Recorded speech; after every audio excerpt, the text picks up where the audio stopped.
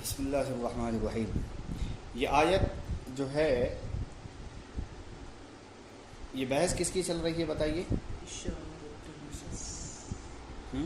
اشارۃ النص کس کی؟ اور اس سے پہلے للفقراء المہاجرین الذین اخرجوا من دیارہم کے ذریعے اس کی کچھ تفصیل وغیرہ گزر چکی ہے اشارۃ النص کی، اور اس سے پہلے گزرا ہے کیا؟ دلالت النص۔ تو دلالت النص اور اشارۃ النص کی تعریفات آپ کے سامنے آ گئی تھی کہ بھئی دلالت النص جو ہوتا ہے وہ نفس صیغہ سے ظاہر ہوتا ہے، اور اس سے جو حکم ثابت ہوتا ہے وہ قطعی ثبوت ہوتا ہے، بات سمجھ رہے؟ پھر اشارہ یعنی اسی دلالت النص کے اندر کچھ اشارات بھی ہوتے ہیں، سمجھ رہے ہیں؟ تو وہ اشارات بھی دلالت النص کے تابع ہوگا اور حکم مستنبط ہوتا ہے۔ اسی کا ایک کڑی اور ایک جز یہ ہے کہ یعنی مثال کے اندر ایک آیت پیش کر دی گئی، اب ایک اور آیت جس کے اندر اشارۃ النص اور دلالت النص کی تعریفات سامنے آئے گی۔ ابھی اپنے کو دلالت النص سے بحث نہیں ہے، اشارۃ النص سے بحث ہے، بس بات سمجھ رہے ہیں؟ یعنی اشارۃ النص کے تحت یہ آیت پیش کی جا رہی ہے، لہٰذا ہمیں سب سے پہلے اشارۃ النص دیکھنا ہے، پھر اس کے بعد دلالت النص دیکھنا ہے۔ دلالت النص دیکھا نہیں جاتا بلکہ وہ خود سامنے آیا ہوتا ہے، اشارۃ النص اس کے ضمن میں ثابت ہوتا ہے۔ دیکھیے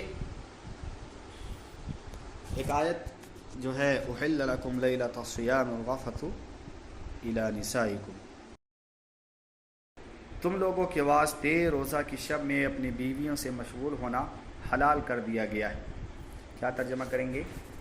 احل لکم لیلۃ الصیام الرفث الی نسائکم، یہ فرما رہے ہیں کہ حلال ہے تمہارے لیے روزہ کی رات میں بیوی سے ہم بستری کرنا، بوسو کنار کرنا، بات سمجھ رہے ہیں؟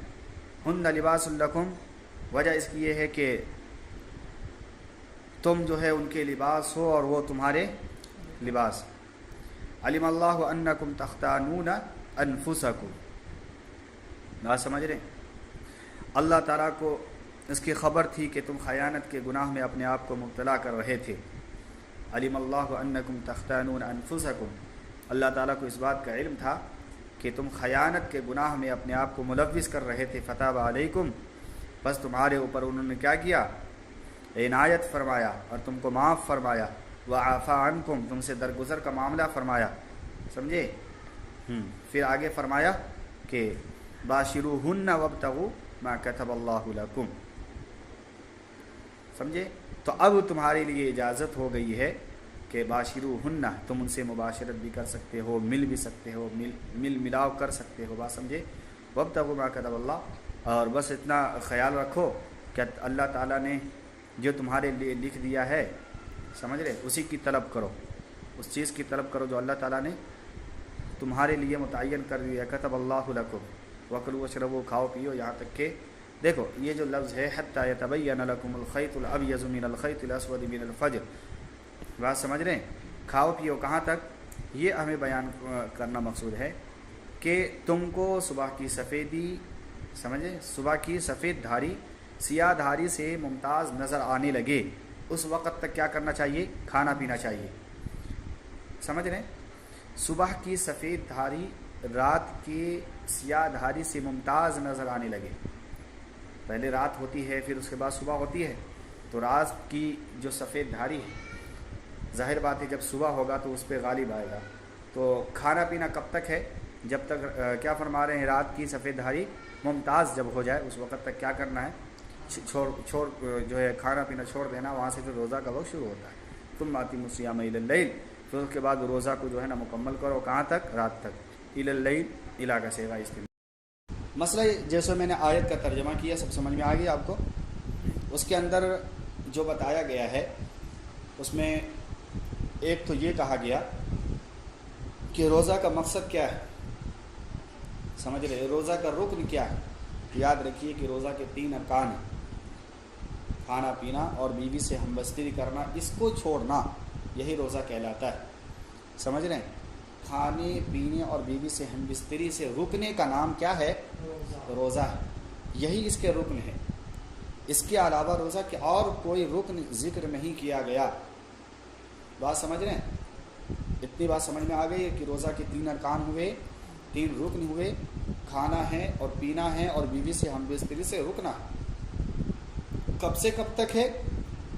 تو اس کے بارے میں کہا کہ الی اللیل، کب تک ہے؟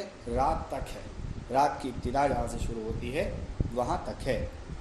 غائب مقید کے تحت داخل کر لیجئے الی کو، تک کے معنی کو، تو مطلب ہوگا کہ جیسے غروب ہو جائے اس کے بعد کرنا، اس سے پہلے نہیں کرنا، یعنی جو ہے 1 منٹ کے بعد ہی کرو زیادہ بہتر ہے، لیکن بہت زیادہ لیٹ کرنا مناسب نہیں ہوتا ہے، منع کیا گیا ہے۔ بات سمجھ رہے ہیں؟ اتنا بھی لیٹ نہ کرو کہ حدیث کی مخالفت ہو جائے، اور اتنا بھی جلدی نہ کرو کہ روزہ فاسد ہو جائے، یعنی وقت سے پہلے نہیں کرنا ہے۔ غائب مقید کا مسئلہ یعنی وقت پورا مکمل ہو جائے، وقت پورا مکمل ہو جائے، اور وقت مکمل ہو جانے کے بعد ہی ہمیں روزہ توڑنا۔ تو روزہ رکھنے کے 3 رکن بتائے گئے، یعنی 3 رکن سے پرہیز کرنا اور امساک، یہی روزہ کہلاتا ہے، سمجھے نا؟ مذکور ثلاثہ کا امساک ہی روزہ کہلائے گا، اور مذکور ثلاثہ کیا ہے؟ کھانا پینا اور بیوی سے ہم بستری کرنا۔ اتنی بات سمجھ میں آ گئی؟ فالامساک فی اول الصبح یتحقق مع الجنابۃ، یتحقق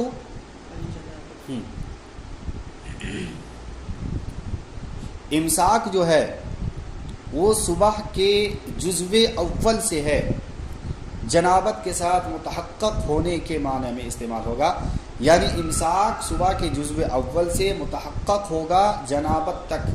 بات سمجھ رہے ہیں؟ لأن، اس لیے کہ اگر مباشرت جو ہے کیا ہے اس سے پہلے فی ضرورت الحل، اگر مباشرت حلال ہو، سمجھ رہے ہیں، صبح کے جزو اول سے، تو یہ جو ہے نا جزو اول، یہ دن کے جزو اول مع مراد ہوگا جنابت کے ساتھ۔ اتنی بات سمجھ میں آ گئی؟ یعنی اگر مباشرت حل وطی کو جائز اور ضروری قرار دیتے ہیں تو یہ جزو اول، دن کا جو جزو اول ہے، بات سمجھ رہے ہیں، دن کے جزو اول کی ابتدا ہوگا جنابت کے ساتھ۔ جنابت کے ساتھ دن کا جزو اول کی ابتدا کیسے ہوگی، اس کے بارے میں لمبی چوڑی تشریح ہے، اس کو بھی ذکر کیا جائے گا۔ بہرحال اگر یہ فرما رہے ہیں کہ اگر وطی حلال اگر ضروری ہے، بات سمجھ رہے ہیں، اگر وطی حلال اگر ضروری ہوا تو ضرور بھی ضرور صبح کا جزو اول اس کے اندر شامل ہو جائے گا۔ شامل کون ہوگا؟ جنابت کے ساتھ انسان ہوگا۔ مثال کے طور پر دیکھیے کہ رات کا جو حصہ ہے اور صبح کا جو حصہ ہے، تو صبح اور رات کے درمیان میں کوئی ایسا وقت نہیں ہے، صبح اور رات کے درمیان کوئی ایسا وقت نہیں ہے کہ جس کے اندر نہایا جا سکے، اور کوئی ایسا وقت بیچ میں نہیں ہے کہ اس کو حد فاصل کرے، یعنی جدا جدا کرے، یعنی جیسے ہی رات ختم ہوتی ہے تو صبح کا ہی وقت شروع ہوتا ہے۔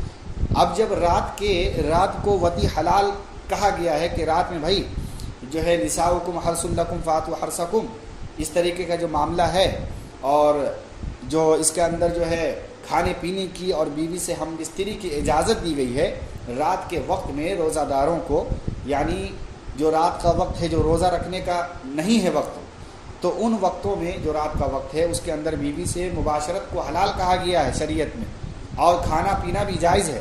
بات سمجھ رہے ہیں؟ تو اب جب کھانا پینا جائز ہے اور رات کا وقت ہے، تو ظاہر بات ہے کہ جب رات ختم ہوگا اور رات کے کسی حصے میں، یعنی آخر حصے میں کسی مرد نے اپنی بیوی کے ساتھ جماع کیا، اتنا آخر تک چلا گیا کہ بس وہ ایک دم انتہا ہے، اور وہیں پر اپنی بیوی سے جدا ہوا، تو ظاہر بات ہے کہ جب وہ جدا ہوگا اور جیسے ہی جدا ہوگا فوراً صبح کا جو جزو اول ہے اس کے ساتھ متصل ہو جائے گا، یعنی وہ جنابت کے ساتھ داخل ہو جائے گا۔ بات سمجھ رہے ہیں؟ تو اب جب جنابت کے ساتھ داخل ہوا تو جنابت فی نفس ہی، یعنی ناپاکی فی نفس ہی جو ہے وطی روزہ کا مفسدہ نہیں ہے، روزہ سے مانے نہیں ہے۔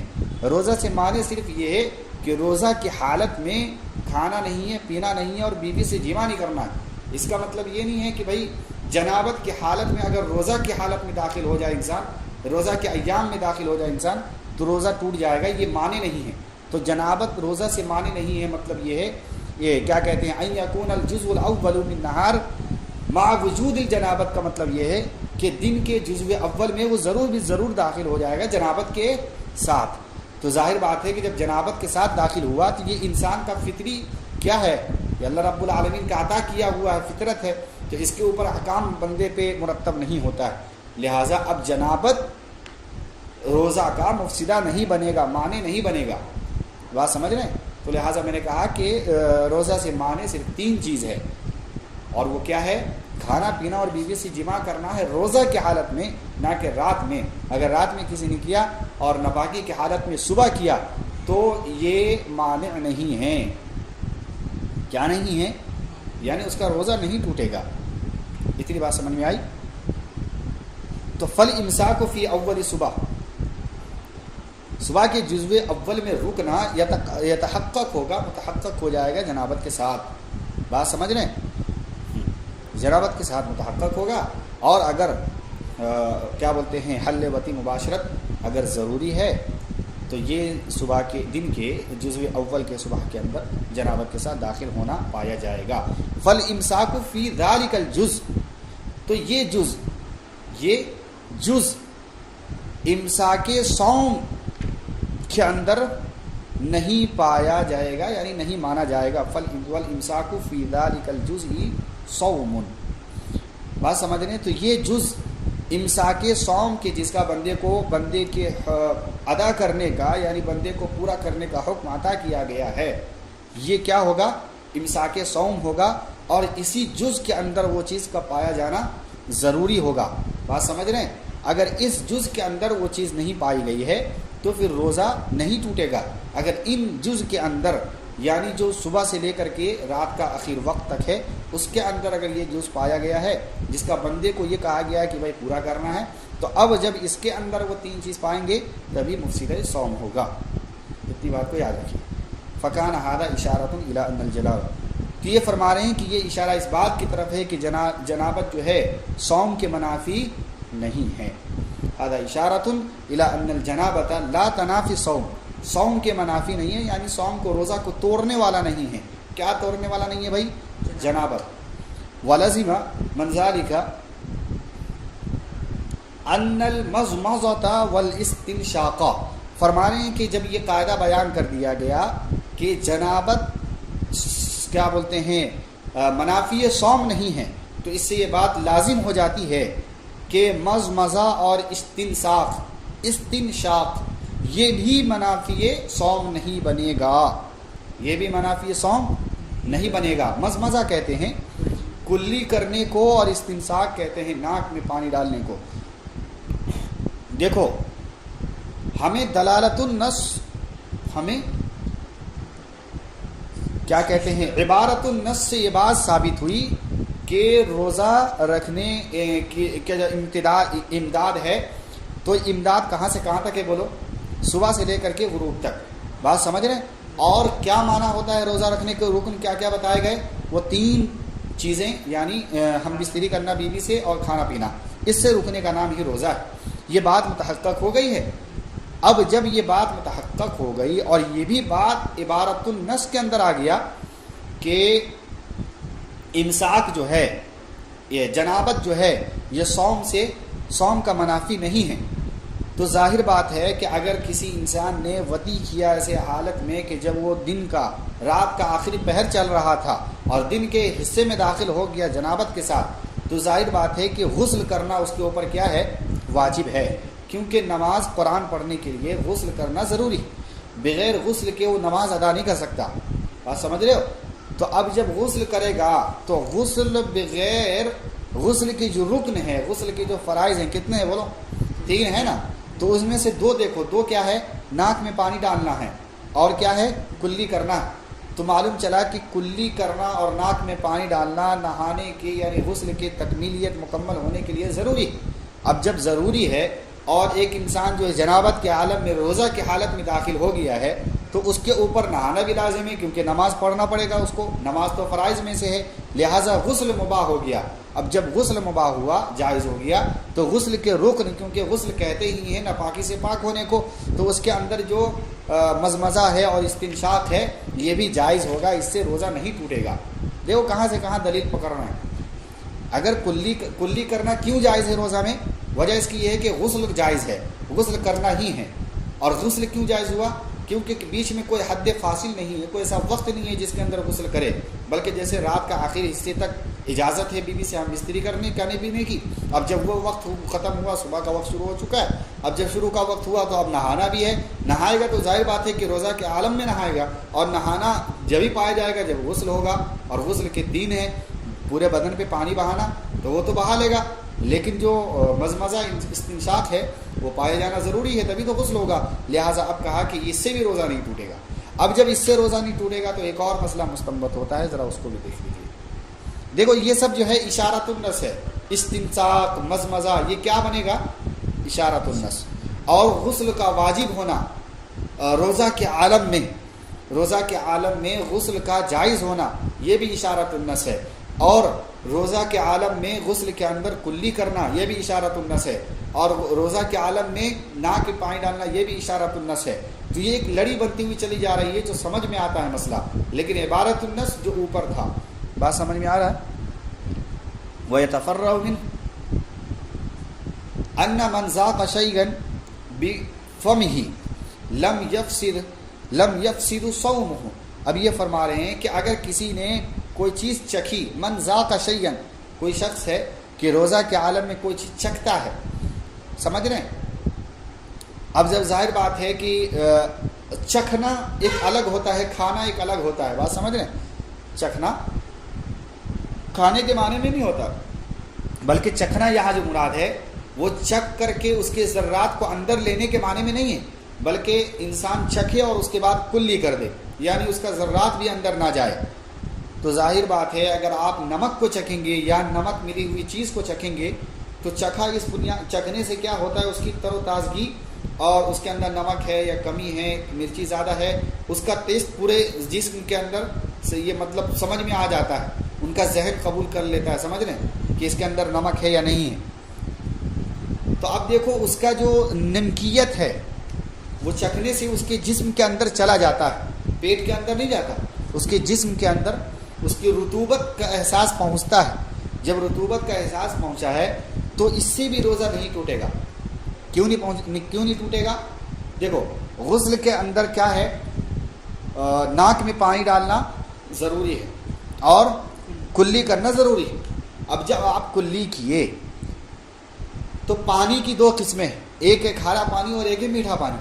اب یہ قید نہیں ہے کہ میٹھا پانی سے ہی غسل ہوگا، بلکہ کھارا پانی سے غسل ہو سکتا ہے، جائز ہے، کوئی اس میں قباحت نہیں۔ آپ سمجھ رہے ہیں؟ اب انسان کھارا پانی سے جب غسل کرے گا تو ظاہر بات ہے اس کو اسی پانی سے جو ہے ناک میں پانی بھی ڈال رہا ہے، ناک بھی صاف کر رہا ہے اور کلی بھی کر رہا ہے۔ جب وہ کلی کرے گا تو وہ کھارا پانی اس کے زبان پہ ٹیسٹ ہوگا یا نہیں ہوگا؟ اس کی نمکینیت کا احساس اس کو ضرور ہوگا۔ اور جب روزے کے عالم میں نمکینیت کے اس پانی والے یعنی پانی کے اندر جو نمکینیت کا پن ہے اس کے احساس ہونے کی وجہ سے جب روزہ نہیں ٹوٹ رہا ہے تو اب پھر اگر کوئی سالن چکھ رہا ہے، پھینک دے رہا ہے، اس سے بھی نہیں ٹوٹے گا۔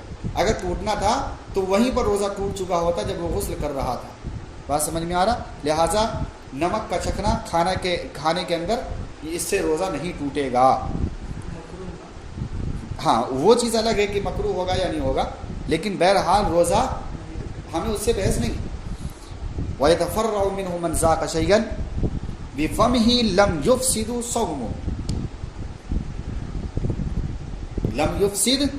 صَوْمُهُ فَإِنَّهُ لَوْ كَانَ الْمَاءُ۔ یہ پوری بات بتا گئی کہ اگر وہ جو ہے مالحن یعنی وہ نمکین ہو اور جو ہے یجد طعمه عند المضمضة لا يفسد به الصوم، تو اگر مضمضہ کے وقت اس کا طعام یعنی اس کا مزہ محسوس کر لیا جائے تو لا یفسد به الصوم، اس سے روزہ نہیں ٹوٹتا۔ وعلم، اب دیکھو ایک اور مسئلہ جان لیجئے، اس سے بھی یہ بات معلوم ہو گئی، کس کا حکم؟ احتلام کا حکم، احتجام کا حکم اور ادہان کا حکم۔ اسی سے مسئلہ معلوم چلا کہ احتلام سے روزہ نہیں ٹوٹتا۔ بات سمجھ میں آ رہا؟ کیوں کہ میں نے روزہ ٹوٹنے کی صرف 3 چیزیں بیان کی، اور 3 چیزیں مذکورہ ثلاثہ کیا کیا ہیں؟ کھانا پینا، اس میں احتلام نہیں۔ احتلام سے اگر روزہ ٹوٹتا تو اسی وقت روزہ ٹوٹ چکا ہوتا جب وہ داخل ہو رہا تھا دن کے جزو اول میں ما جنابت کے، لیکن وہاں پر ایسا نہیں ہے، لہذا احتلام سے روزہ نہیں ٹوٹتا ہے۔ احتجام یعنی پچنا لگانے سے بھی روزہ نہیں ٹوٹے گا، ادہان یعنی تیل لگانے سے بھی روزہ، لأن الكتاب ما سمي الامساك اللازم بواسطة الانتهاء عن الاشياء الثلاثة المذكورة في اول صبح صوما۔ یہ فرما رہے ہیں کہ صبح اول میں یعنی صبح کے جزو اول میں مذکور ثلاثہ سے مکمل طریقے سے رکنے کے واسطے سے جو امساک لازم ہوا ہے، یعنی جو امساک جو ہے اس کے اوپر لازم ہوتا ہے، اسی کا نام اللہ رب العالمین نے اپنے کتاب کے اندر صوم رکھا ہے۔ بات سمجھ رہے ہیں؟ تو مذکور ثلاثہ کیا کیا بتایا گیا آپ کو؟ تو ان سے بچنے کا، مکمل طریقے سے ان سے حفاظت کا، کب سے کب تک؟ صبح کے اول جز سے لے کر کے، صبح کے جزو اول سے لے کر کے رات تک، اسی کا نام اللہ نے صوم رکھا ہے، لہٰذا یہی رکن بنے گا۔ لأن علم ان رکن صوم، لہٰذا جان لیا گیا کہ رکن صوم کیا ہے؟ یتم بالانتہاء عن اشیاء المذکورہ تھی، ثلاثہ مذکورہ سے رکنے کا نام ہی کیا ہے؟ بولو۔ وعلی ھذا، اب اس کے اوپر ذرا مسائل متفرع کرتے ہیں۔ وعلی ھذا یخرج الحکم فی مسئلہ التبیید۔ مسئلہ تبیید کیا ہے؟ مسئلہ تبیید یہ ہے کہ اگر کسی شخص نے رات میں ہی کل کے روزہ کی نیت کر لے، کیا یہ ضروری ہے؟ تو فقہا فرمائیں گے کہ نہیں، مسئلہ تبیید ضروری نہیں ہے کہ رات سے ہی روزہ کی نیت کر لیا جائے۔ اس کے اوپر ایک دلیل قائم کی ہے مصنف علیہ الرحمٰن نے کہ دیکھو معمور بھی ہی جو ہوتا ہے، یعنی جس چیز کا حکم دیا گیا ہے نا، فرض کر لیجئے کہ کہا گیا کہ بھائی روزہ رکھو، یا جیسے میں نے کہا کہ بھائی پانی لاؤ، ہے نا، پانی لاؤ، تو پانی لانے کے جو مقدار ہے یعنی جو وقت ہے، جب تک، کب تک ہے بولو؟ جب تک میں نے یعنی میں بیٹھا ہوں یہاں پر اور جانے سے پہلے کہا کہ بھائی مجھے ابھی نکلنا ہے، پانی لا کر کے دیجیے، ابھی میرے پاس 5 منٹ وقت ہے۔ آپ کو جو حکم ملا ہے وہ کوئی ضروری نہیں ہے کہ آپ جیسے حکم دیا گیا ویسے ہی پانی لے کر کے آ جائے، اسی کو حکم کی تعمیل کہتے ہیں، نہیں، بلکہ جو وقت آپ کو دیا گیا ہے 5 منٹ کا یا 10 منٹ کا یا 20 منٹ کا، وہ 20 منٹ آپ کے لیے کیا ہے؟ وقت ہیں۔ ان 20 منٹ میں کبھی بھی آپ پانی لے کر کے آ سکتے ہیں، تو حکم کی فرما برداری مانا جائے گا۔ تو حکم کے لاگو ہونے سے پہلے بھی کام نہیں کرنا ہے، اور حکم اتر جانے کے بعد جو مقدار متعین ہیں، سمجھ رہے ہیں، جو وقت متعین ہیں اس کے بعد بھی نہیں کر سکتے ہیں، لیکن اس کے وقت کے اندر آپ کبھی بھی لا سکتے ہیں، تو اس کی حکم عدولی نہیں مانی جائے گی، بلکہ حکم کو پورا کرنا مراد ہوگا۔ اب دیکھو روزہ کا جو مقصد ہے، روزہ کا حکم اترا ہے، اور حکم اترنے کے بعد کہا گیا کہ روزہ جو شروع ہوتا ہے ابتدا سے، یعنی صبح کے جزو اول سے، اور انتہا جو ہے رات کے جزو اول پہ ختم ہوتا ہے۔ بات سمجھ رہے ہیں؟ تو اب چونکہ یہاں سے وہاں تک کا پورا لمبا مقدار ہے، اب اگر کوئی چاہے کہ میں حکم کے لاگو ہونے سے پہلے ہی اس کی نیت کر لوں، یہ کوئی ضروری نہیں، لہٰذا حکم لاگو ہوگا صبح کے بعد۔ اب انسان رات میں ہی اس کو جو ہے نیت کرنا چاہ رہا ہے، تو مسئلہ تبیید کوئی ضروری نہیں ہے، اگر کوئی رکھنا چاہے تو کوئی مسئلہ نہیں، لیکن ضروری اور واجب قرار دینا، جیسے کہ امام شافعی وغیرہ قرار دیتے ہیں مسئلہ تبیید کو کہ بھائی روزہ کے لیے نیت رات سے ہی ضروری ہے، افطار یعنی سحری کر لینے کے بعد اگر کوئی نیت کرنا چاہے تو نہیں ہوگا۔ ہم کہتے ہیں کہ نہیں، بلکہ اس کا بھی ایک وقت متعین ہے، وہ کیا ہے بولو؟ ہاں، صبح کے بعد سے لے کر کے کب تک؟ زوال تک، کیونکہ وہ ایک وقت ہے، سمجھے؟ تو زوال تک کیا ہے؟ اس کا وقت ہے۔ اب وہ وقت کے اندر کبھی بھی کرے ہو جائے گا، یہی مسئلہ تبیید کو سمجھانا ہے۔ وعلى هذا يخرج الحكم في مسألة التبييت فإن قصد الإتيان بالمأمور به إنما يلزم عند توجه الأمر والأمر إنما يتوجه بعد الجزء الأول۔ بات سمجھ رہے ہیں؟ فرمایا کہ مسئلہ تبیید کا حکم اسی کے اوپر متفرع اور مستخرج کیا جائے گا، اس لیے کہ مامور بھی کو ادا کرنے کا، فعل مامور بھی کو ادا کرنے کا اگر کسی نے ارادہ کیا ہے تو یہ لازم ہوگا امر کے متوجہ ہونے کے وقت، اور امر متوجہ کب ہوتا ہے؟ جزو اول کے بعد متوجہ ہوتا ہے، بات سمجھ رہے ہیں؟ یعنی دن کے ابتدائی وقت کے بعد، طلوع فجر کے بعد، سمجھ رہے ہیں، تو صبح صادق کے وقت شروع ہوتا ہے اس کا وقت روزے کا، لہٰذا اس سے پہلے یعنی ابھی حکم نہیں ہے، اور حکم سے پہلے آپ جو ہے ضروری کسی چیز کو قرار دے رہے ہیں، یہ مناسب نہیں ہے۔ اللہ تعالیٰ ارشاد فرماتے ہیں ثم اتموا الصیام الی اللیل، دیکھو ثم اتموا الصیام الی اللیل رات تک کا ہے بات، اور کب سے ہے؟ اس سے پہلے تذکرہ گزر گیا۔ مسئلہ دیکھیے، وَأَمَّا الدَّلَالَةُ، یہ کتنی بحث ہو گئی؟ دو بحثیں مکمل ہو گئی ہے۔ اشارۃ النص گزرا اور کیا گزرا؟ عبارت النص گزرا۔ اب یہ دلالت النص ہے، اس کو بھی ذرا سمجھ لیجئے۔ دلالت النص کسے کہتے ہیں؟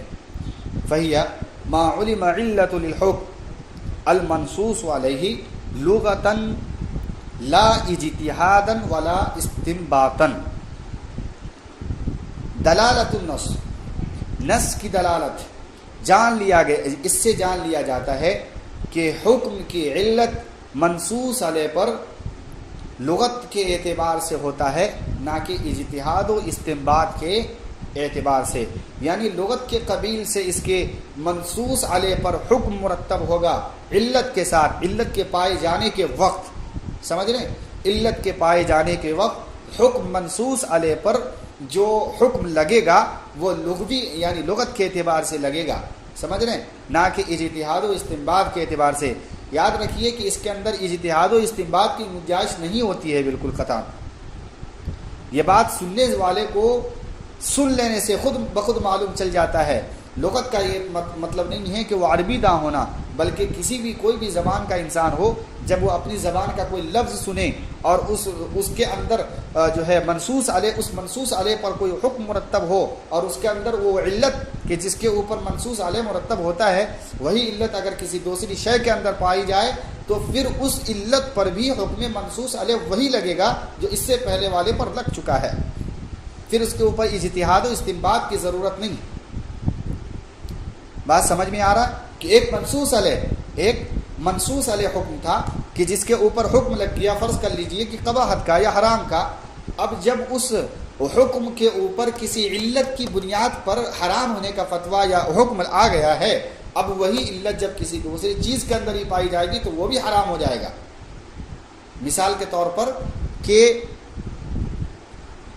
یہ موبائل ہے، اب موبائل ایسا ہے، فرض کر لیں ہم، یہ نہیں ہے صرف ہمارے سامنے موبائل ہے اس لیے موبائل کی تعریف دے رہا ہوں، موبائل ہے، علماء کرام نے کہہ دیا کہ بھائی یہ حرام ہے، بات سمجھ رہے ہیں، اور اس کی علت یہ بیان کی گئی کہ اس کے اندر صرف اور صرف برائی کا مادہ ہے، اچھائی کا کوئی مادہ نہیں ہے، لہٰذا جب صرف اور صرف برائی کا مادہ ہے لہٰذا اب یہ جائز نہیں۔ اب وہ مادہ کیا ہے؟ وہ مادہ بھی نکال کے دکھایا کہ دیکھو یہ علت ہے، اس بنیاد پہ ہم کہہ رہے ہیں۔ اب جب وہی علت کسی دوسری شے کے اندر، یعنی کسی فون کے اندر یا کسی بھی چیز کے اندر وہی علت پائی جائے گی تو وہ بھی حکم اسی طرح ہو جائے گا، یعنی اس کا حکم کس کی طرح ہوگا؟ اس موبائل کی طرح ہوگا، سمجھے؟ ہاں، تو علت جس کے اوپر حکم منصوص ہو، یعنی نص جس کے اوپر وارد ہوا ہو، اور اس علت کے اوپر اس منصوص حکم کی وجہ سے کوئی حکم لگ گیا ہو اور وہی علت کسی دوسری شے میں پائی جائے تو منصوص علیہ وہ والا حکم وہاں پر بھی لگائیں گے، یہ بات یاد رکھیے، بات سمجھ رہے ہیں؟ پھر اس کے اوپر جو ہے اجتہاد و استنباط کی ضرورت نہیں پڑے گی، بلکہ لغتاً یعنی جس کی وہ زبان ہے وہ زبان کے اعتبار سے ہوگا، اجتہاد کرنے کی وہاں پہ اور استنباط کرنے کی ضرورت نہیں پڑے گی۔ مثال سے باتیں واضح ہو جاتی ہیں۔ دیکھیے آگے اللہ تعالیٰ ارشاد فرماتے ہیں وَلَا تَقُلْ لَهُمَا أُفٍّ وَلَا تَنْهَرْهُمَا، یہ 15ویں پارے کی آیت، وَلَا تَقُلْ لَهُمَا أُفٍّ وَلَا تَنْهَرْهُمَا، یہ والدین کے ساتھ رحم اور جو ہے قطع تعلق سے رکنے کا اور ان کے ساتھ خیر خواہی کا معاملہ کرنے کا بہت ہی بہترین آیت ہے۔ اس آیت کے اندر اتنا زبردست جو ہے پیرایا نقل کیا ہے کہ تمام چیزیں یعنی جو ہے مبہمات بھی ہٹ جاتے ہیں کہ والدین کے ساتھ کیسا برتاؤ کیا جائے، کیسا نہ کیا جائے، کتنا برتاؤ کیا جائے، کتنا نہ کیا جائے، وہ تمام چیزیں ہٹ جاتی ہیں۔ سیدھا ایک لفظ ارشاد فرمایا کہ بھائی جھڑکنا تو درکنار ہے، اف نہیں کہہ سکتے تم ان کو، بات سمجھ رہے ہیں؟ قتل کرنا، مارنا، ستانا یہ الگ بات ہے، تمہیں اف کی بھی اجازت نہیں ہے کہ تم ان کے سامنے اف کہو. ولا تقل لهما اف ولا تنهرهما. بات سمجھ رہے ہیں؟ تو اف کی بھی اجازت نہیں. اب یہ لفظ یہ دلالت النص ہے، یہ دلالت النص ہے. کیا ہے یہ؟ اس کے اندر دلالت النص ہے، لیکن یہ جو آیت لکھی ہے یہ عبارت النص ہے. ولا تقل لهما اف ولا تنهرهما، یہ عبارت النص ہے. اور اس سے ثابت ہوگا جو مسائل میں آپ کو بتاؤں گا کہ کیسے اس کے اندر جو ہے دلالت النص پیدا ہو رہا ہے. اب یہاں اشارت النص نہیں بلکہ اس کے اندر کیا بنے گا؟ دلالت النص. حکم کے اس کے اندر کیسے اس کے اندر عدول کرتا ہے، علت کی وجہ سے حکم کا منصوص ہے اس کے اوپر کیسے ہوتا ہے وہ دیکھیں گے ہم. ولا تقل لهما کیا ترجمہ کریں گے؟ مت کہو ان دونوں کو اف. ولا تنہرهما اور نہ تم ان کو جھڑکو. بات سمجھ رہے ہیں؟ والدین دونوں ہیں اس کے اندر. فالعالم باوضاع اللغة يفهم باول السماع ان تحریم التعفیف لدفع الاذى عنهما. دیکھو یہ جو لفظ ہے ولا تقل لهما اف ولا تنهرهما، یہ ایک اتنا صراحت اور وضاحت کے ساتھ یہ لفظ استعمال کیا گیا ہے کہ ہر واضح لغت یعنی لغت کا جاننے والا. اب چونکہ یہ لفظ اف، یہ جو پوری آیت ہے یہ عربی کے اندر ہے. اب عربی کا جو ماہر ہوگا، جو عالم ہوگا، جو اس کا زبان کا جاننے والا ہوگا، چاہے وہ عالم ہو یا نہ ہو، جب وہ یہ آیت پڑھے گا تو اف کا مطلب اسے خود بخود سمجھ میں آ جائے گا. اس کو سنتے ہی یا دیکھتے ہی یا پڑھتے ہی اس کا مطلب سمجھ میں آ جاتا ہے کہ کیا لکھا ہوا ہے. بات سمجھ میں آ رہا ہے؟ تو عالم کہ جو واضح لغت ہو یا لغت کا جاننے والا ہو وہ پہلی ہی مرتبہ سمجھ جاتا ہے کہ اس کے اندر تعفیف کی تحریم کا مسئلہ بیان کیا گیا ہے. تعفیف کی تحریم کا مسئلہ یعنی اس کو اف کہنے کے متعلق حرام، اف کے حرام ہونے کا مسئلہ بیان کیا گیا ہے. ثابت ہو رہا یا نہیں ہو رہا؟ ولا تقل لهما اف، ان کو تم اف مت کہو. میں اردو میں لکھ دوں کہ ماں باپ کو اف مت کہو تو کیا سمجھ میں آ رہا کہ اف کے نہ کہنے کا حکم دیا جا رہا ہے. سمجھ میں آ رہا ہے نا؟ تو ایسا کوئی صراحت کے ساتھ مسئلہ ہو تو ظاہر بات ہے جو اہل لغت ہے، واضح لغت ہے یا عالم ہیں، جب وہ اس کو دیکھیں گے تو سمجھ میں آ جائے گا اس کے اندر کیا لکھا ہے. تو وہ جو لکھا ہو وہ کیا ہے بتاؤ؟ دلالت کیسے رہے گا؟ عبارت النص بنے گی نا وہ. اب اس کے ضمن میں اب چونکہ دیکھو یہ حرام کیوں ہے، تحریم کیوں ہوا؟ تحریم اس بنیاد پر ہے کہ بھائی اف کہو گے تو ماں باپ کو تکلیف ہوگی. بات سمجھ رہے ہیں؟ اف کہنے سے ماں باپ کو تکلیف ہوگی، اس بنیاد پر اسے حرام کہا گیا ہے. تو لفظ اف کے اندر قباحت نہیں، لفظ اف کے اندر ناجائزیت کا کوئی معنی نہیں ہے، کوئی مادہ نہیں ہے کہ اف کہنا حرام ہے، بلکہ اف ایک ایسا لفظ ہے کہ اس کے یعنی اس کو تکلیف پہنچائی جاتی ہے. سمجھ رہے ہیں؟ اگر وہ کسی نے کسی کو کام کہا، والدین نے کہ بھائی وہاں سے کوئی سامان لے کر کے آؤ، یا اس کو کوئی جھگڑا ہوا اور کہتا ہے اف، یا ایسا کوئی معاملہ ہے، سمجھ رہے ہیں؟ تو یہ جو ہوتا ہے یہ الفاظ ادا کرنے کے بعد ظاہر بات ہے اس کا دل دکھے گا. تو یہ ایک ادنا سا جملہ ہے اف کہنا. اس سے بڑے بڑے جملے ہیں جو گالی بھی دیا جا سکتا ہے، سمجھ رہے ہیں؟ لیکن سب سے چھوٹا جملہ ایک اف ہے. تو ایک چھوٹے جملے سے جب اس کے اندر تکلیف پیدا ہوتی ہے ماں باپ کو تو اس سے حرام قرار دیا گیا. تو دفع اذى یعنی تکلیف سے بچنے کے لیے اور تکلیف نہ ہونے کے لیے ایسا یہ حکم لاگو کیا گیا کہ بھائی تم اس کو تکلیف مت دو. اور کتنی تکلیف مت دو؟ تو ایک ذرہ برابر بھی تکلیف مت دو. اس کے لیے لفظ استعمال کیا ہے اف. لہٰذا اب اف کہنا حرام ہو جائے گا. کس بنیاد پر ہوگا؟ تکلیف پہنچانے کی بنیاد پر ہوگا. بات سمجھ میں آیا؟ تو مادہ علت کیا ہے بولو؟ یہاں پہ علت کیا ہے؟ تکلیف پہنچانا. یعنی کس بات کی نفی کی جا رہی ہے؟ حرام کس چیز کو کیا جا رہا ہے؟ تکلیف پہنچانے کو. اف کہنے کو حرام نہیں کیا جا رہا ہے. اگر آپ گالی دیتے ہیں اور اف نہیں کہتے ہیں تو یہ بھی حرام ہے. صرف حرام اف نہیں ہے. تو مطلب ہوا کہ جس کے اندر اس کا دل دکھے وہی حرام ہے. بات سمجھے؟ صرف اف کہنا حرام نہیں. آگے مسئلہ آئے گا. تو اب ہمیں جو یہ حکم ہے، یہ علت، جو تحریم کی علت جو واقع ہوئی ہے اس کے اوپر، اف کے اوپر، تو اف کے اندر کا مادہ کیا ہے؟ تکلیف پہنچانا. بات سمجھ رہے؟ اس لفظ کا مادہ ہے تکلیف پہنچانا. لہٰذا اس کے اوپر تحریم کا جو ہے حکم لاگو کیا گیا کہ اف کہنا بھی حرام ہو گیا ہے. تو اصل مادہ بولو کیا ہے اس میں؟ تحریم. اسی کے یہی ہے منصوص علیہ، اسی کے اوپر نص وارد ہے. اسی یعنی تکلیف پہنچنے کے اوپر ہی نص وارد ہے. نہ کہ اف کے اوپر ہے. بات سمجھ رہے ہو؟ اب اگر یہ تکلیف کا مادہ کسی دوسری چیز میں پایا جائے تو وہ بھی حرام ہو جائے گا، جیسے میں نے کہہ دیا ہے. ٹھیک ہے، آگے دیکھو.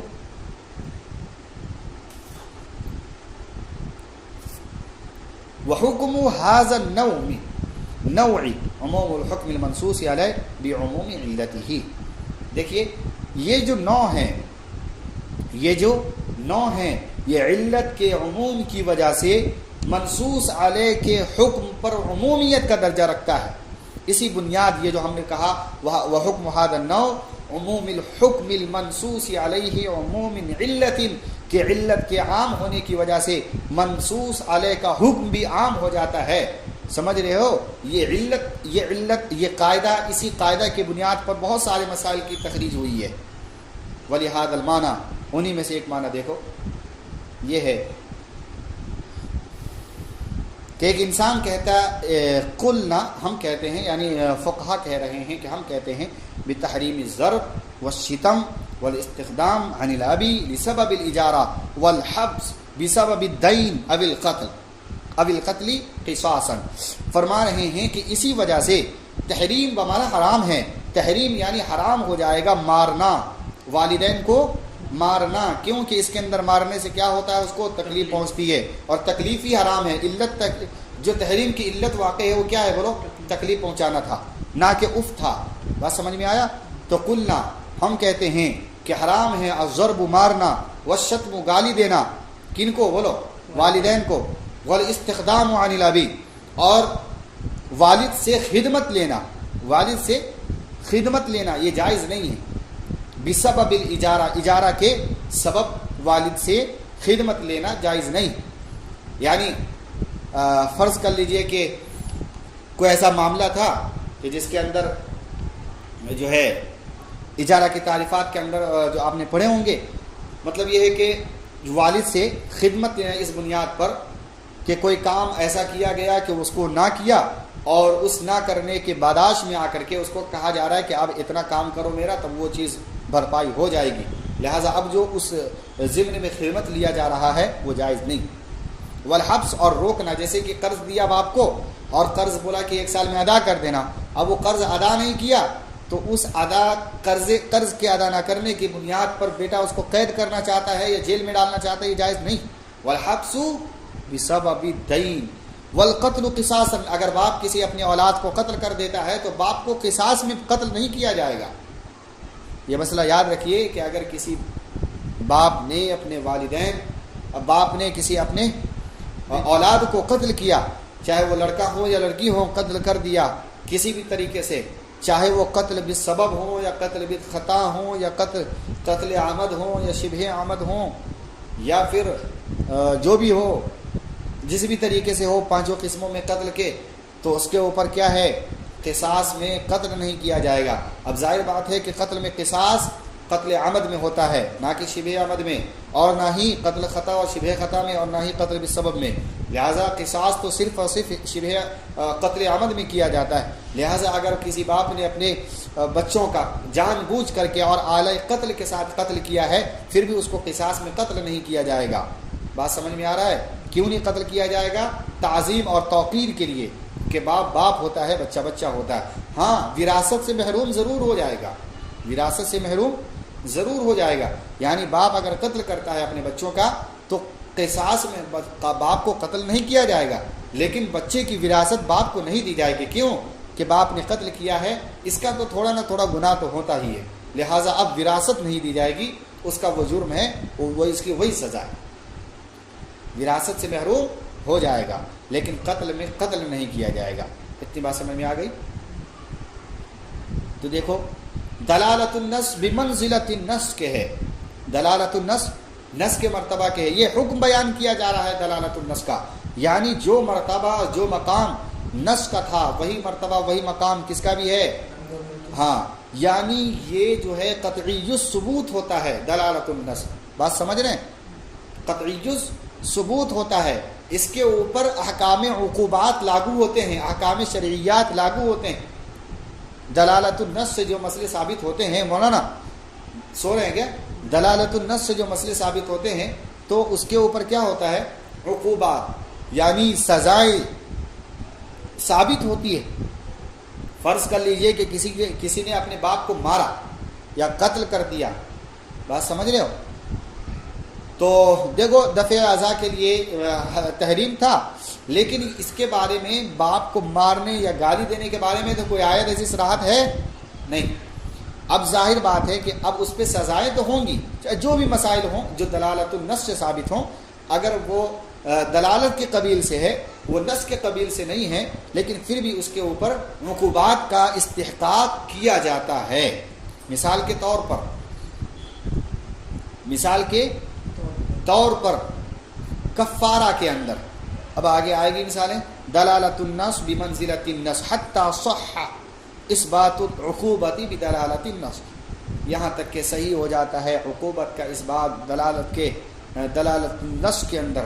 قال اصحابنا، ہمارے صاحب کیا فرماتے ہیں بھائی حنفیہ رحمہ اللہ تعالی، اس تو فرماتے ہیں ذرا دیکھیے، وجبت الکفارۃ بالوقاع بالنص بالاکل والشرب.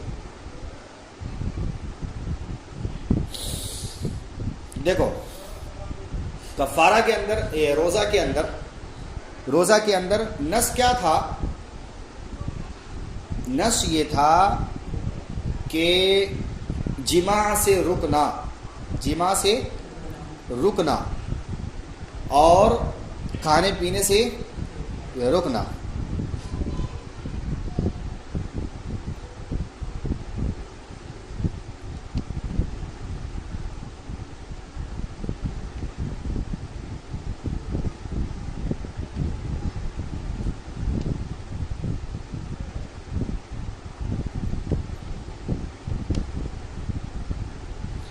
جی تو دیکھیے اس کے اندر دو چیزیں ہیں، شرب اور اکل. ان دونوں سے کیا ہوتا ہے، وجہ اگر جان بوجھ کے کسی نے اگر شرب یا پھر اکل کا استحقاق اپنے اوپر ثابت کیا، یعنی کھا پی لیا ہے، تو اب کیا کفارہ بھی دینا پڑے گا، جان بوجھ کے کھایا تو، بات یاد رکھیے. اسی طریقے سے اگر کسی نے اپنی بیوی سے جان بوجھ کر کے جماع کیا تو بھی کفارہ دینا پڑے گا. لیکن جو عبارت النص آئی ہے، عبارت النص کے اندر تینوں چیزیں صراحت کے ساتھ نہیں تھی. سمجھ رہے کہ بھائی جماع ہو اور عقل ہو اور شرب ہو، اور تینوں کے ذکر کرنے کے بعد یہ کہا گیا ہو کہ کفارہ بھی دینا، بلکہ ایک ذکر کیا گیا تھا اور دو ذکر کیے گئے تھے، ایک چھوڑ دیا گیا تھا. بات سمجھ رہے؟ وہ کیا ہے، وقاع. تو وقاع سے کفارہ واجب ہونا یہ نص ہے، سمجھ رہے؟ اور عقل اور شرب سے یہ دلالت النص ہے. لہذا تینوں کا مادہ ایک ہے، تینوں سے ایک ہی حکم ثابت ہو رہا ہے. لیکن جو وقاع ہے یعنی جماع ہے، جماع اگر جان بوجھ کے بیوی سے اگر کوئی ہم بستری کرتا ہے اور جو ہے روزہ کے عالم میں، تو پھر وجبت الکفارہ، کفارہ اس کے اوپر لاگو کیا جائے گا. ہاں اتنی بات تو سمجھ میں آ گئی. لیکن وہاں پر یہ تھوڑی تھا کہ عقل اور شرب کی حالت میں بھی ہوگا، لیکن یہاں پر ہے دلالت النص کے اندر ہے.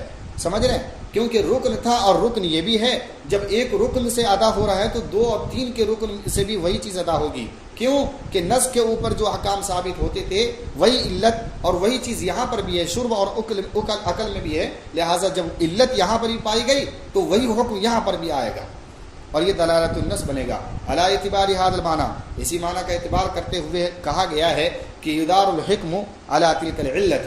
کیا فرمایا؟ حکم کا دار و مدار کس کے اوپر ہوتا ہے؟ علت کے اوپر. بات سمجھ رہے ہو؟ تو علت کے اوپر حکم کا دار و مدار ہوتا ہے. جیسے کہ میں نے کہا کہ اف کے معاملے میں اف کے اوپر دار و مدار نہیں ہے، بلکہ علت سزا یا پھر اس کو ستانا ہے والدین کو. تو والدین کو جس بھی طریقے سے ستانا لازم آئے گا وہاں پر تحریم اور حرام ہونا واقع ہو جائے گا.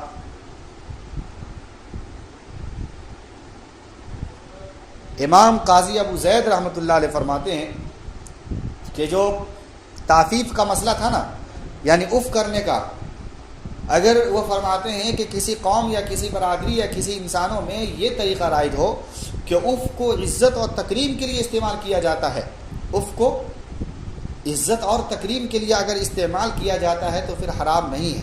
جیسے کہ میں نے آپ کو بتایا تھا کہ اس کے اوپر علت نہیں ہے، یعنی علت کس کے اندر ہوتی ہے؟ علت جو ہوتا ہے اس کے اوپر حکم لاگو ہوتا ہے، اور اف کوئی علت نہیں، لفظ کوئی علت نہیں ہوتا ہے، اس کے اندر جو معنی پنہا ہے وہی دلالت النص ہے، اور اس کے اندر معنی پنہا اف کے اندر کیا تھا؟ اذیت پہنچانا تھا۔ لہٰذا امام قاضی ابو زید فرماتے ہیں کہ اگر کسی برادری یا کسی قوم کے اندر اف کا معنی عزت اور تکریم کے لیے، یعنی عزت اگر کسی کو بخشنا ہو تو اف کا معنی استعمال کرتے ہوں، کسی کی تعظیم اور توقیر کرنا ہو تو وہ لوگ ایسا معاملہ ہے کہ ان کے گاؤں میں برادری کے اندر اف کا لفظ استعمال کرتے ہیں تو حرام نہیں ہوگا، جائز ہوگا، پھر وہ سمجھ رہے ہیں؟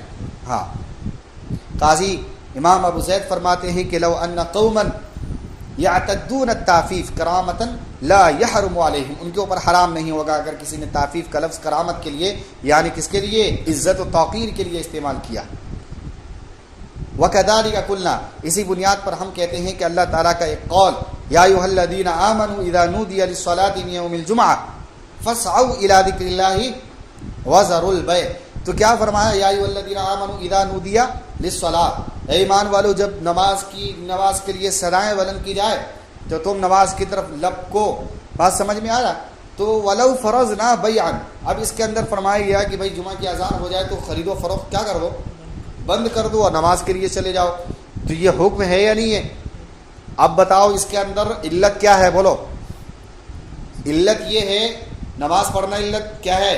علت یہ ہے کہ نماز کی اذان جب ہو جائے، سمجھ رہے ہیں، تو اذان ہو جانے کے بعد نماز کی طرف جانے کا مطلب یہ ہے کہ تم نماز کی طرف جاؤ، پھر بیچ میں ایسا نہ ہو کہ تم خرید و فروخت میں مشغول ہو جاؤ گے تو تمہاری جمعہ کی نماز رخصت ہو جائے گی، چھوٹ جائے گی، سمجھ رہے ہیں، وقت تنگ ہو جائے گا، ایسا معاملہ نہ پیش آئے، لہٰذا کہا گیا کہ تم چھوڑ کر چلے جاؤ، سمجھ رہے ہیں۔ تو اب جب علت ہمیں معلوم چل گیا کہ ہمیں نماز کے لیے پہنچنے کا حکم دیا گیا ہے اور نماز ہی اصل پڑھنا مقصود ہے، سمجھ رہے ہیں، تو اب خرید و فروخت کا معاملہ اس کے اوپر موقوف کریں گے، بات سمجھ رہے ہیں۔ اگر اس خرید و فروخت کے معاملے کے اندر نماز میں تاخیر کا کوئی جز یا عنصر پایا جاتا ہے تو پھر خرید و فروخت مکروہ ہو جائے گا، حرام ہو جائے گا، لیکن اگر خرید و فروخت بھی چالو ہے اور نماز کے اندر اپنے وقت اور اپنے ٹائم پر پہنچ رہا ہے انسان، کوئی مسئلہ نہیں ہو رہا، تو اب بتاؤ اس کے اندر علت نہیں پائی گئی، لہٰذا اب خرید و فروخت جائز رہے گا۔ تو یہی فرمایا کہ یدار الحکم علی تلک العلہ، علت کے اوپر ہی حکم کا دار و مدار ہوتا ہے، بات سمجھ میں آیا؟ تو لو فرضنا بیعن، اس آیت کے اندر اگر ہمارے اوپر جو ہے بیع ہمارے اوپر جو فرض ہے، اگر عاقدین میں ممانعت نہ پیدا کرتی ہو، یعنی عاقدین کے درمیان جو ہے نماز کے سلسلے میں کوئی منعیت کا صیغہ، یعنی جو ہے منع کرنے کا کوئی حکم نہ لائے سعی الی الجمعہ کی طرف، تو پھر وہ جائز رہے گا۔ اگر ہم بیع کو فرض مان لیں تو لا یمنع العاقدین، اور عاقدین کو سعی الی الجمعہ سے نہ روکا جائے، نہ روکے، تو پھر وہ جائز ہوگا۔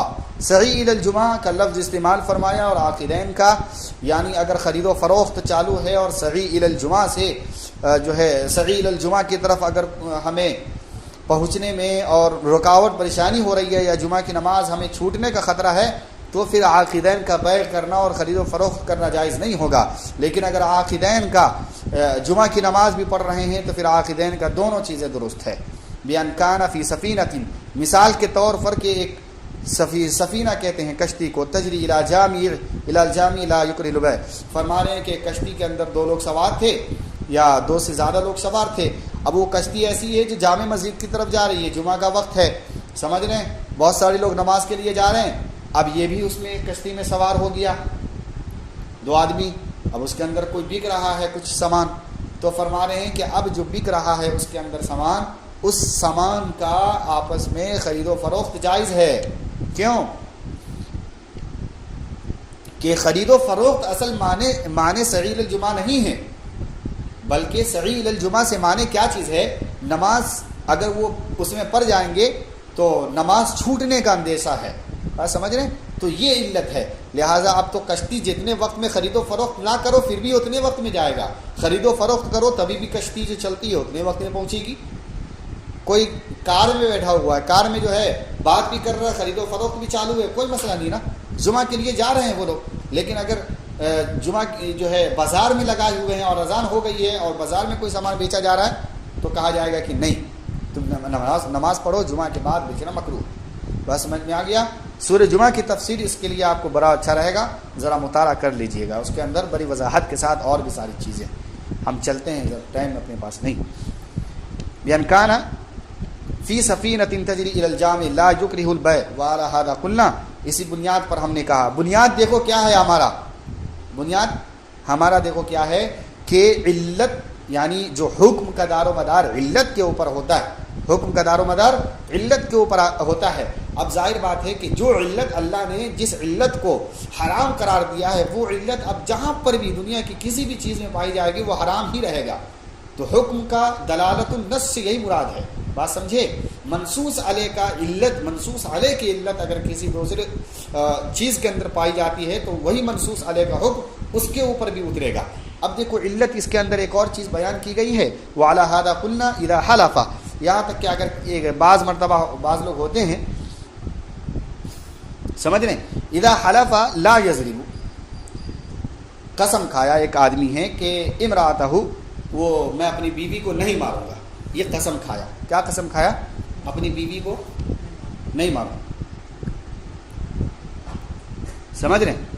وہ قسم کھایا کہ میں اللہ کی قسم میں اپنی بیوی کو نہیں ماروں گا، لیکن گھر جانے کے بعد اس کا بال پکڑ کے کھینچتا ہے یا اس کو دانت کاٹتا ہے یا اس کا گردن دباتا ہے، تو بتاؤ حانث ہوگا یا نہیں ہوگا؟ ہوگا۔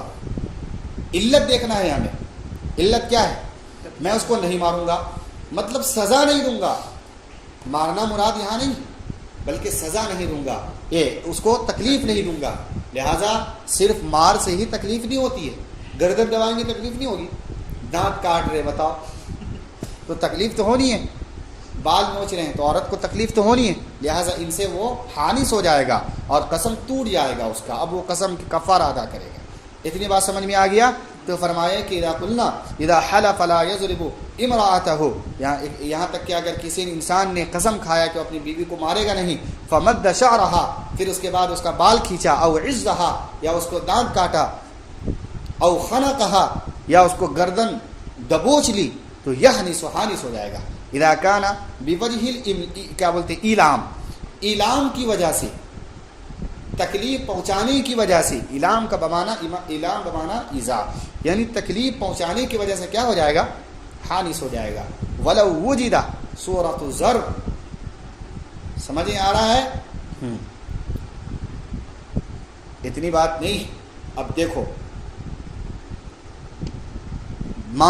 بال کھینچنا، مارنا، گردن دبانا بعض مرتبہ دو صورت میں ہوتی ہے، ہمیں صرف دیکھنا علت، میں جو ابھی جو آپ مثال دوں گا اپنے کو صرف علت دیکھنا ہے، ایزر آسانی نہیں ہونی چاہیے، کیونکہ اس نے لفظ استعمال کیا میں ماروں گا نہیں، اب مارنے میں تکلیف ہوتی ہے، لہٰذا علت مار نہیں ہے بلکہ تکلیف ہے، سمجھ رہے ہیں؟ اب ایک آدمی ہے اپنی بیوی کو پیار و محبت سے تھاپڑ مارتا ہے، محبت سے، سمجھے؟ محبت سے اس کا بال کھینچتا ہے، پیار کرنا چاہتا ہے، اسی طریقے سے دانت کاٹتا ہے، سمجھ رہے ہیں؟ یا گردن دباتا ہے، لیکن انسیت پیدا کرنا چاہ رہا ہے، محبت کرنا چاہ رہا ہے، تو اس موقع بھی بتاؤ علت پائی گئی؟ تو اب حانث بھی نہیں، علت نہیں پائی گئی ہے یہاں پر، لہٰذا اگر کسی نے بیوی کو اگر جو ہے محبت کے طور پر ایسا کیا ہے، اس کے بال نوچے ہیں، اس کے گال پہ تھاپڑ ماری ہے، یا پھر دیگر جگہوں پر، یا اسی طریقے سے دانت کاٹے ہیں، تو کوئی مسئلہ نہیں، محبت کی صورت میں اب یہ نہیں آئے گا کہ اس کو حانث ہو جائے گا وہ قسم کھایا تھا۔ صورت الضرب مد الشعر عند الملاعبہ، کھیل کود اور مذاق کے طور پر یہ چیزیں جائز ہیں، اس کے اندر دون الالام، الام نہیں پایا جاتا ہے، لا یحنث، تو حانث نہیں ہوگا۔ اسی طریقے سے ایک انسان ہے، اس نے قسم کھایا، ومن حلف، قسم اٹھا رہا ہے کہ لا یضرب فلانا، نام لے کر کے کہا جائے کہ میں اس آدمی کو نہیں ماروں گا، یا کہہ دیا اپنی بیوی کو نہیں ماروں گا۔ ایک انسان ہے قسم کھا لیا کہ میں فلاں آدمی کو کیا کروں گا، نہیں ماروں گا۔ کچھ دن کے بعد جس کے لیے قسم کھایا تھا اس کو نہیں ماروں گا، وہ مر گیا۔ کیا ہو گیا؟ مر گیا۔ اب مرے ہوئے شخص جس کے اوپر قسم کھایا تھا اس کو مار رہا ہے، حانث ہوگا یا نہیں ہوگا؟ کیوں؟ علت پائی نہیں، تکلیف اس کو پہنچ ہی نہیں رہی نا، وہ تو مر چکا ہے۔ لہٰذا وہ زندہ ہو اور اعلام کی صورت ہو تبھی، لہٰذا اس نے کہا کہ میں ماروں گا نہیں اس کو، اور وہ مر گیا ہے، اب اس کو احساس نہیں ہے نا، تو احساس کے مفقود ہونے اور اعلام کے مفقود ہونے کی بنیاد پر علت بھی مفقود ہوگی، اور جب علت مفقود ہوگا تو بتاؤ منصوص علیہ اترے گا اس کے اوپر؟ نہیں اتر سکتا۔ اتنی بات سمجھ میں آ گئی؟ تو دیکھیے کہ لا یضرب فلانا فضربہ بعد موتہ لا یانس لانعدامی، بات سمجھ میں آ رہا؟ معنی ضرب وہوا الاعلام، یعنی اعلام ہے جو پایا نہیں گیا ہے مار کی صورت۔ وکذالک لو حلف، اسی طریقے سے کسی نے قسم کھایا کہ میں کسی سے بات نہیں کروں گا، فلاں شخص سے میں بات نہیں کروں گا، اب وہ مر گیا اور اس کے قبر پہ جا کر کے اس سے بات کر رہا ہے، یا مر گیا اس کے ناش پہ جا کر کے اس سے رو رہا ہے، دھو رہا ہے، بات کر رہا ہے، یہ ہو گیا وہ ہو گیا، میں آپ سے معافی مانگنے والا تھا نہیں مانگیا، مجھے معاف کر دیجئے، ارے کچھ حانث ونیس سن نہیں رہا ہے، وہ اس کو سمجھ میں نہیں آ رہی ہے کیا بات ہو رہی ہے نہیں ہو رہی ہے۔ وہ جب جاگتا جسم تھا تب جا کر کے کہتے تب ہوتا، لیکن اب کچھ مسئلہ مستنبت، تو لا یحنس لعدم الافہام، افہام کے معدوم ہونے کی بنیاد پر حانث بے اعتبار هذا المعنی، اس معنی کا اعتبار کریں گے، اور کہا جائے گا کہ لو یقال اذا حلف، اسی طریقے سے اگر کسی انسان نے قسم کھایا کہ لا یاکل لحما، گوشت نہیں کھائے گا، کیا فرمایا بھائی؟ ہاں، وہ کہہ رہا ہے کہ میں گوشت نہیں کھاؤں گا، اس کے بعد فاکل لحم السمک، پھر اس کے بعد وہ مچھلی کا گوشت کھا لیتا ہے، اور کیا بولتے ہیں بالجراد، یا پھر ٹڈی کا گوشت۔ دیکھو ابھی ٹڈی آئی تھی ہندوستان میں لاک ڈاؤن میں، ٹڈیاں بڑی تعداد میں آئی تھی، تو وہ اسی ٹڈی ہے، ٹڈی چھوٹی سی ہوتی ہے بہت، ہاں اکیلے نہیں ہوتی بلکہ وہ لاکھوں اور کروڑوں کی تعداد میں ہوتی ہے، جس باغوں اور جہاں سے گزرتی ہے وہ اپنے تہس نہس کر دیتی ہے باغات وغیرہ کو، غلہ وغیرہ کو، سمجھ رہے ہیں، چٹیل میدان بنا دیتی ہے، بہت زیادہ نقصان ہوتا ہے اس سے، تو اس کے اندر دیکھو کھایا جاتا ہے ٹڈی، ہاں وہ جائز چیز ہے، ہاں فَأَكَلَ لَحْمَ السَّمَكِ أَوِ الْجِرَادِ، بات سمجھ میں آ گیا؟ تو اگر کسی نے لحم کھانے کا جو ہے حلف کھا لیا کہ میں نہیں کھاؤں گا گوشت، اس کے بعد وہ سمک یعنی مچھلی کا گوشت کھایا یا ٹڈی کا گوشت کھایا، حانث نہیں ہوگا۔ کیوں؟ علت بتاؤ۔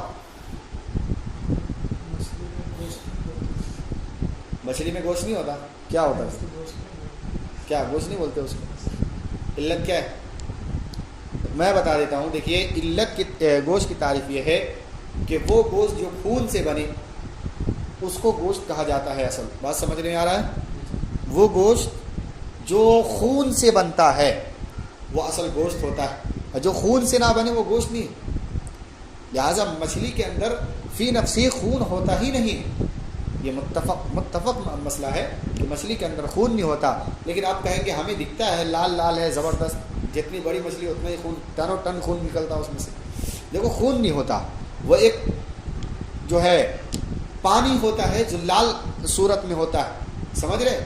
خون کب ہوتا؟ خون اسے کہتے ہیں کہ جب جسم سے اور رگ سے نکل جانے کے بعد اس کا جو کلر ہوتا ہے وہ سفید یا پیلا نہیں ہوتا بلکہ کالا کی طرف مائل ہو، سرخی مائل ہوتی ہے۔ لہٰذا انسان کا خون اگر گرا دیا جائے، یا جس معقول اللحم یا غیر معقول اللحم جس کے اندر خون اصل ہوتا ہے، جسے خون مانا گیا، اس کے خون کو زمین پر گرائیے تو پھر اس کے بعد اس کے اندر سرخی پیدا ہو جائے گی، لیکن اگر مچھلی کا خون گرائیے گا تو وہ چیزیں نہیں پیدا ہوتی ہیں، وہ سوکھ جاتا ہے اور سوکھنے میں سفیدی مائل ہو جاتی ہے۔